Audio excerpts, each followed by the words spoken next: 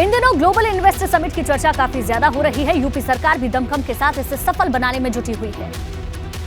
यही वजह है कि देश विदेश में इसको लेकर सरकार ने ताकत झोंक दी है। खुद मुख्यमंत्री भी मुंबई दौरा करके वापस लौटे और अब बाकी मंत्रियों की टीम अलग अलग शहरों में निवेश पर फोकस कर रही है। दावा है यूपी सरकार प्रदेश की अर्थव्यवस्था को $1 ट्रिलियन तक पहुंचाने में जुटी है। $1 ट्रिलियन इकोनॉमी का लक्ष्य है और पूरी तरीके से हमारी सरकार इस बात के लिए प्रतिबद्ध है। दरअसल यूपी की औद्योगिक रफ्तार को बढ़ाने के लिए 10 से 12 फरवरी के बीच लखनऊ में ग्लोबल इन्वेस्टर समिट होने जा रहा है। मुंबई समेत 7 शहरों में रोड शो से पहले टीम यूपी 16 देशों में भी गई थी और इस टीम ने 16 देशों से यूपी के लिए 7.12 लाख करोड़ का निवेश जुटाया था। बाद में फिर सीएम योगी भी 2 दिवसीय मुंबई के दौरे पर पहुंचे और मुकेश अंबानी समेत उद्योग जगत के तमाम दिग्गजों से मुलाकात की। साथ ही फिल्म सिटी को लेकर बॉलीवुड सितारों से भी चर्चा की और करीब 5 लाख करोड़ का निवेश जुटाया।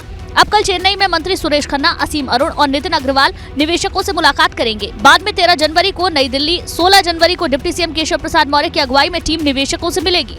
फिर 18 जनवरी को हैदराबाद, 20 जनवरी को अहमदाबाद और 23 जनवरी को बेंगलुरु में निवेशकों से टीम यूपी मुलाकात करेगी। 2024 चुनाव से पहले यूपी भाजपा में बड़ा बदलाव हो सकता है। कुछ दिन बाद होने वाली बैठक के बाद बदलाव तय माना जा रहा है।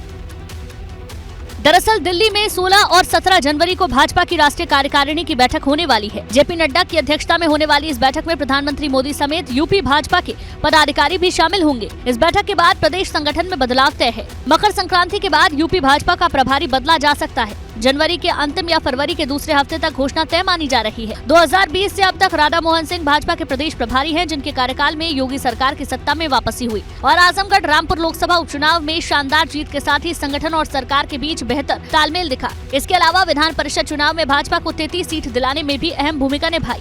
आलाकमान से नाम पर मोहर लगने के बाद ही ऐलान होगा, लेकिन नए प्रभारी के सामने कई चुनौतियां भी रहेंगी। 2024 चुनाव में यूपी फतेह के लिए शानदार रणनीति, यूपी की सभी 80 सीटों पर जीत दिलाने की कोशिश, हर बूथ पर जीत के लिए रणनीति बनाना, निकाय चुनाव में बेहतर प्रदर्शन करना, संगठन को मजबूत बनाए रखना, सरकार और संगठन के बीच तालमेल।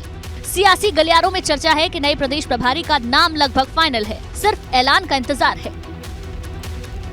लंबे वक्त से यूपी बोर्ड की परीक्षाओं की तैयारी की जा रही है और उनके लिए जो बच्चे छात्र हैं उनके लिए ये अच्छी खबर है। यूपी बोर्ड ने 10वीं और 12वीं बोर्ड परीक्षा के लिए एग्जाम सेंटर तय कर दिए हैं। पहली बार यूपी बोर्ड में बारकोड व्यवस्था लागू होगी। इतना ही नहीं, 5 मार्च तक हाई स्कूल और इंटरमीडिएट के एग्जाम खत्म हो जाएंगे, जिसके लिए यूपी बोर्ड ने तैयारी कर ली है। यूपी बोर्ड ने इस बार 8,752 परीक्षा केंद्र बनाए हैं, जबकि पिछले साल 2022 में 8,373 परीक्षा केंद्र बनाए गए थे। लेकिन परीक्षा को लेकर यूपी बोर्ड में 1760 आपत्तियां आई थी, जिनमें की 140 आपत्तियां सेंटर की दूरी को लेकर थी। यही वजह है कि इस बार परीक्षा केंद्रों की संख्या बढ़ाई गई है। फरवरी के दूसरे हफ्ते से यूपी बोर्ड की परीक्षाएं शुरू हो जाएंगी। हाई स्कूल की परीक्षा में 31,16,458 परीक्षार्थी शामिल होंगे, जबकि इंटरमीडिएट में 27,50,871 विद्यार्थी परीक्षा देंगे। इतना ही नहीं, 21 जनवरी से यूपी बोर्ड की हाई स्कूल और इंटरमीडिएट की प्रैक्टिकल परीक्षाएं शुरू होंगी। पहले चरण में 21 से 28 जनवरी तक प्रैक्टिकल परीक्षाएं होंगी। दूसरे चरण में 29 जनवरी से 5 फरवरी के बीच होंगी। साथ ही नकल रोकने के लिए भी यूपी बोर्ड ने बड़ा कदम उठाया है। पहली बार कॉपियों के हर पेज पर बारकोड की व्यवस्था लागू होगी। 3.5 करोड़ कॉपियों में बारकोड का प्रयोग होगा।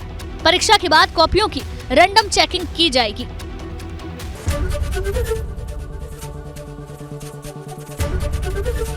एबीपी गंगा, खबर आपकी, जुबान आपकी।